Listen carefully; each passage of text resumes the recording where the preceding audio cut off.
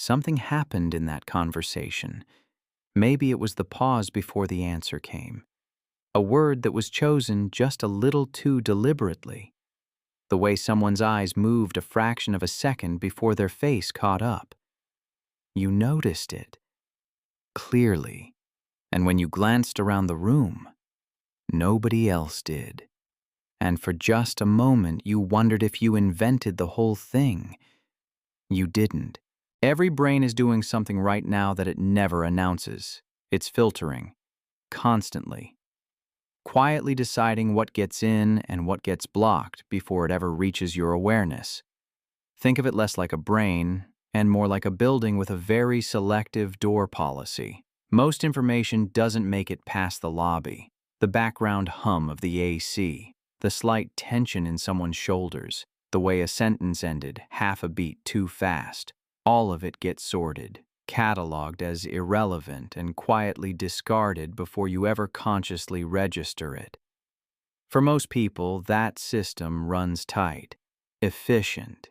It's built to construct a workable picture of reality as quickly as possible, good enough to navigate, fast enough to function, and most of the time that's exactly what's needed.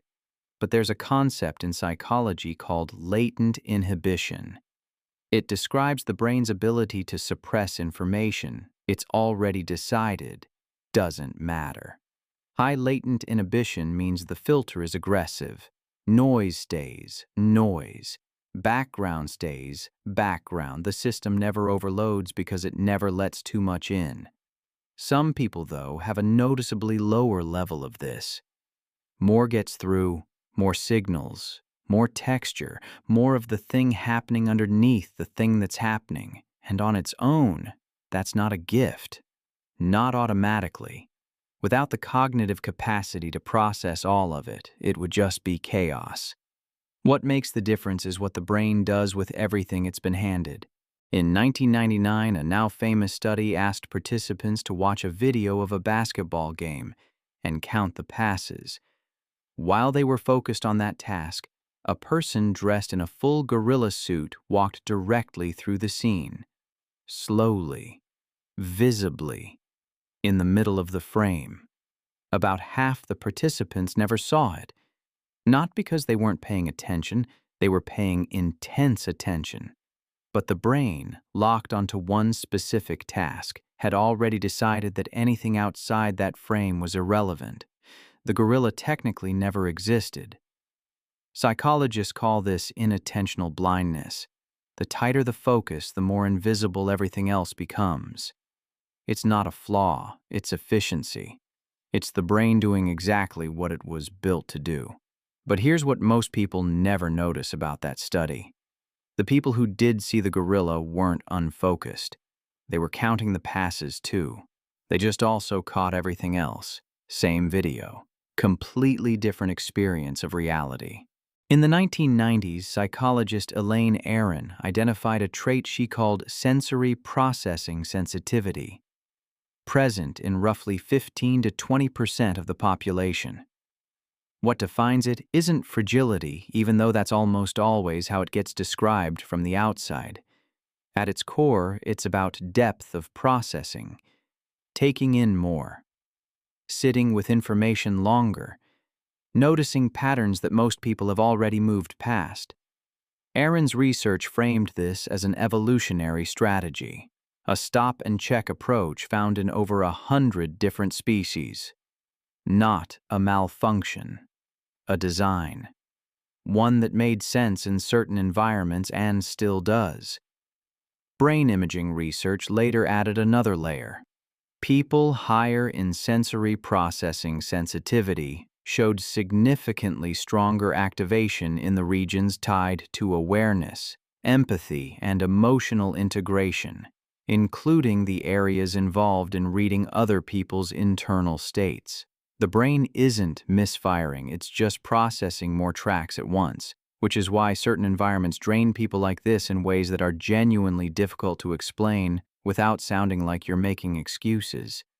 A routine social event isn't just a conversation. It's tone, subtext, timing, The shift in someone's energy when a specific name comes up, the glance exchanged between two people that everyone else missed, the thing that was almost said but wasn't, all of it simultaneously with no volume dial. It doesn't switch off, it just keeps running. But here's what doesn't get named enough. That kind of perception, that whole experience of taking in more than the room seems to require, doesn't feel like a strength early on. It feels disorienting. It feels like saying something that seemed completely obvious and watching it land like it came from another planet. It feels like sensing something is wrong in a situation weeks before anything surfaces, with no clean way to explain how you know. It feels like reading between lines that other people insist aren't there. And over time, something very specific starts to happen. When you're consistently right about things that other people don't register until later, if they register them at all, and that accuracy goes unacknowledged or gets dismissed or makes people around you subtly uncomfortable, you start to quietly adjust. Not dramatically. You don't announce it. You just hesitate a little more before speaking. You second guess before sharing. You start building a small internal buffer between what you actually notice and what you're willing to say out loud. That's not a personality flaw. That's a learned response to a very specific and repeated experience. It doesn't look dramatic, but it changes everything. Because what gets trained, slowly, without anyone intending it, is the habit of doubting the signal itself, not doubting whether to share it, doubting whether it was real. And that's a meaningful distinction. The perception didn't get worse. The processing didn't break down. What changed was the relationship to what was being perceived. A quiet, steady erosion of confidence in something that was actually working accurately all along. This tends to produce a specific kind of person, someone who can read a room with remarkable clarity, but freezes when the situation becomes personal, because closeness creates its own blind spots. Someone who is often the first to notice when something is off in a relationship, a workplace dynamic, a decision being made, but is also the last to trust that noticing enough to act on it. Someone who carries an unusual amount of awareness and an unusual amount of self-doubt at the same time, and who may not have ever connected those two things as being directly related. There's also a social dimension to this that tends to go unnamed. When someone consistently reads situations that everyone else only understands in hindsight, the people around them tend to respond in one of two ways. Either they recognize it and begin to rely on it, or they feel, without being fully able to say why, a little uneasy. Because when someone sees clearly, even without any intention to, it can feel exposing. Not in grand, obvious ways, in small ones. Conversations that subtly shift when you enter. Accurate observations attributed to luck. A faint but persistent sense that you notice something you weren't supposed to. Nobody announces this dynamic. It just shapes things.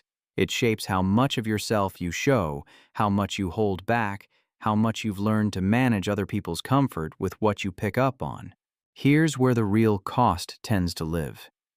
And it's rarely where people expect to find it. For most people who recognize themselves in this, the difficulty isn't the perception. It's what years of a very specific kind of experience have done to the relationship with that perception. The signal is still there, it's still accurate, but somewhere along the way, the habit of trusting it quietly got replaced by the habit of questioning it. Awareness without a stable relationship to that awareness doesn't stay neutral. It turns inward. It becomes loops, overthinking. The experience of noticing something clearly and then spending significant energy trying to talk yourself out of what you noticed. Not because the observation was wrong, but because trusting it feels unfamiliar or unsafe, or like something that's gotten you nowhere before. There's a meaningful difference between picking up on the world at a higher resolution and knowing what to do with that resolution. One is a trait. The other is a skill, and the skill doesn't develop automatically just because the trait is present. What tends to remain underdeveloped isn't the perception, it's the confidence to remain steady inside it. To notice something, hold it clearly, and move through it without it becoming a loop, without collapsing inward or needing it to be confirmed by someone else before it feels real. Most people who relate to this have spent a significant amount of time believing the problem was that they noticed too much, too sensitive, too attuned, too much going on inside. But that framing misses something important. The trait itself was never the problem. The problem was never having a framework that made sense of it, that explained why the experience felt the way it did, and gave it somewhere to land. Without that, awareness becomes its own burden, not because it's too much, but because there was nowhere to put it. When someone has spent years quietly accumulating perception with no stable structure for it, the result isn't clarity. It's noise.